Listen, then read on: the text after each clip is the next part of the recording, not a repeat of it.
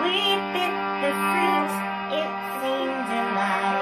I'll never know which way was right. I submitted a video in January, like a couple days before the contest closed, and didn't hear anything for a whole month, and didn't really think about it that much after that. And then all of a sudden, in between fiddle lessons, I was a fiddle teacher at the time, I got an email from NPR Music, and I was like, oh, maybe I'm a finalist. That's what I thought was maybe going on. And when I actually did the call that we set up later that day, it was Bob Boylan on the other end of the line, and he told me that I had won, and it was just very surreal. I remember kind of taking in my surroundings at the moment of the phone call, just because I could tell. I had no idea what would happen long term, but it was clearly a big turning point moment. You make me feel like a bird in the sky, fly round and round and I can't fall down. You make me feel so free, like I just came awake, not afraid to be. In the 4 years after the Tiny Desk,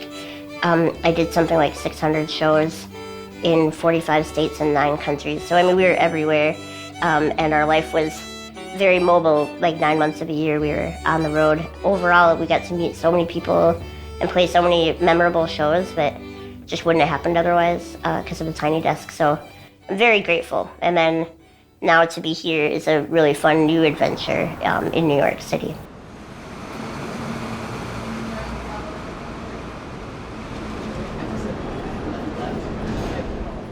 That Tiny Desk concert is what Sam Gold, the director, had seen originally.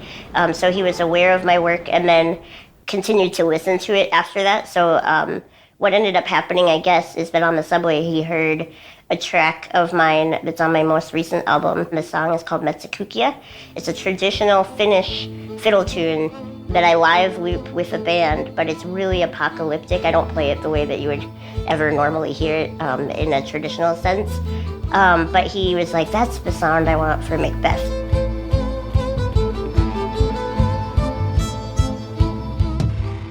But yeah, it came out of the blue. I mean, that email from the producers was like, we want to know if you'd be interested in scoring a Broadway play. And I was like, what? That was not on my radar at all. So I'm just excited that, yeah, that transpired. And that definitely was the first time you heard of me. I think it's the first time most people heard of me is through that video. You know, my music is unique to me because of the way I exist in the world, and so I think celebrating disability rather than just accommodating it is the next step in like the journey to really valuing diversity. I started touring, and the surprise came when I realized how inaccessible most places are. You grow up in your own town and you think, oh, that must just be Duluth.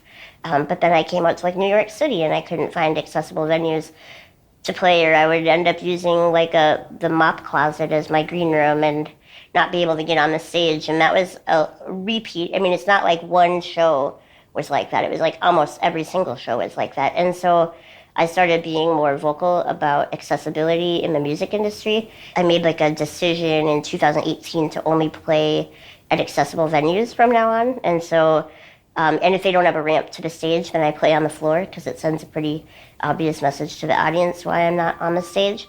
And that's why this show is important to me, because it's a really high profile Broadway show with like Daniel Craig and Ruth Negga, and I want disability culture to be in the mainstream, and so it's exciting to be involved in a production that is clearly interesting to people in the mainstream, and because I want people to see disabled art for something valuable and not just oh, wouldn't it be nice if we could build a ramp, you know?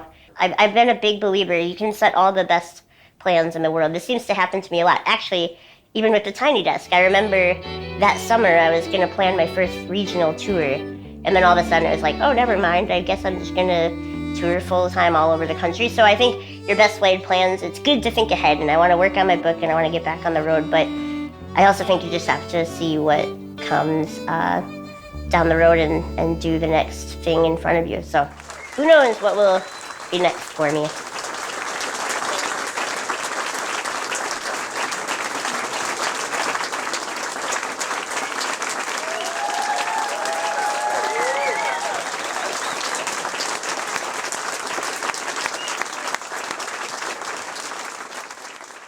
Support for NPR comes from State Farm.